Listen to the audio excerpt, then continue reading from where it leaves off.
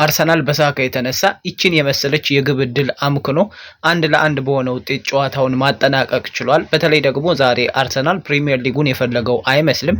ለነገሩ ሻምፒዮንስ ሊጉ ላይ መጠንከሩ የበለጠ የሚያዋጣው ይመስላል። ሚካኤል አርቴታ ያንን ያሰበ በሚመስል መልኩ በርካታ ተጫዋቾችን ያው ቀይሮ ነው እንጂ ያስገባው በተለይ ደግሞ ጅማሬው ላይ አላስገባቸውም ነበር። ቶማስ ፓርቴ ነበረ ግቧን ያስቆጠረው። የሚገርም ካውንተር አታክ ተመለከትም። በተለይ ደግሞ የሁለቱ አማካዮች የዴክላን ራይስ እና የቶማስ ፓርቴ ጥምረት እጅግ በጣም አስደናቂ ነበረ። በካውንተር አታኩ ላይ ፓርቴ ቢሆን ያስቆጠራት ግብ ገራሚ ነበረች። ከዛ ባለፈ ዊሳ ያስቆጠረው ግብ ነው እና በጨዋታው ላይ ሁለት ማራኪ ግቦችን ተመለከትን።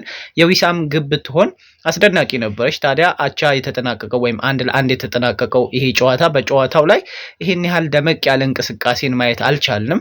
ብዙም ቁጭ ብድግ የሚያደርግ አልነበረም። ምክንያቱም አርሰናል ለሮቡ ጨዋታ አስቦ እየተጫወተ ስለነበር ማለት ነው። ያው ተጫዋቾቹን ለማድከም አስቦ አልገባም ነበረ።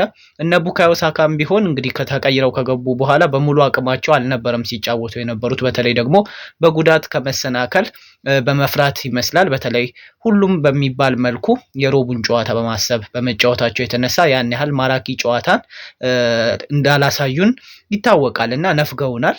ኤኒዌይስ ግን እኔም ብሆን የምደግፈው ነገር ነው። የሚሻለው ያ ነው። ሮብ የበለጠ ሪያል ማድሪድ ላይ መጠንከሩና ያኔ ኢነርጂውን ማውጣት የተሻለ ሆኖ መታየቱ አሪፍ ነገር ነው ብዬ አስባለሁ። ግን ደግሞ ያው ከገቡ ላይ ቀር ደግሞ ወይ ነጥብ ይዘው ቢወጡ አሪፍ ነበረ። ኤኒዌይስ ግን ደግሞ አዳዲስ ተጫዋቾችን መሞከሩ የተሻለ ይሆን ነበረ። በተለይ እንደነ ቤትለር ኦዬዥ ያሉ ተጫዋቾችን እኔ ከዚህ በፊትም ስለው እንደነበረው እንደዚህ ጨዋታ ላይ እድል መስጠት ያስፈልግ ነበረ። ያው ይታወቃል አሁን በተለይ ፕሪሚየር ሊጉ የሊቨርፑል እንደሆነ ራሱ ሚካኤል አርቴታም ያመነ በሚመስል መልኩ ነው ይህንን አሰላለፍ መርጦ የገባው።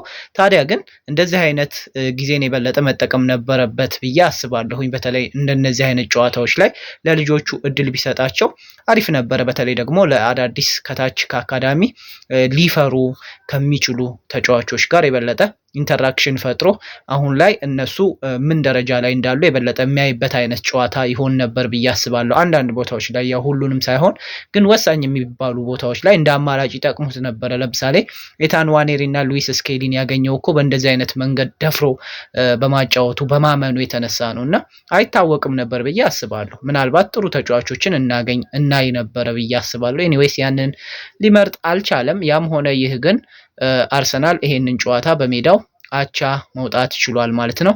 ሮብስ ምን ይፈጠር ይሆን? ሀሳባችሁን ኮሜንት ሴክሽን ላይ ማስፈር ትችላላችሁ። ለማንኛውም ግን አርሰናል ዛሬ በሜዳው ነጥብ ጥሏል። ግን ደግሞ የበለጠ ከፕሪሚየር ሊጉ ይልቅ የሚያስፈልገው የሻምፒዮንስ ሊግ ጨዋታው እንደመሆኑ የሮቡን ጨዋታ አስቦ በመጫወቱ የተነሳ ነው ይሄ ውጤት የተመዘገበው ብዬ አስባለሁ። እንደውም ብሬንትፎርድም ሁሉ እኮ የተሻሉ እድሎችን መጠቀም ይችል ነበረ። ግን የበለጠ ደግሞ ቡካዮ ሳካ ይቺን ግብ አስቆጥሯት ቢሆን ኖሮ የበለጠ 2-1 የሆነ ውጤት ይከሰት ነበረ፣ ወይም ከዛ በላይም ቢሆን ግቦች ይቆጠሩ ሊችሉ ነበረ። ግን ይሄ ደግሞ የበለጠ ግልጽ አጋጣሚ ነበር እና ምናልባት ግብ የመሆን እድሉ እጅግ በጣም ጎላ ከማለቱ የተነሳ ነው አርሰናል ይሄንን እድል አምክኗል። ቡካዮ ሳካ የበለጠ ይሄንን እድል አምክኗል ልንል የምንችለው ማለት ነው።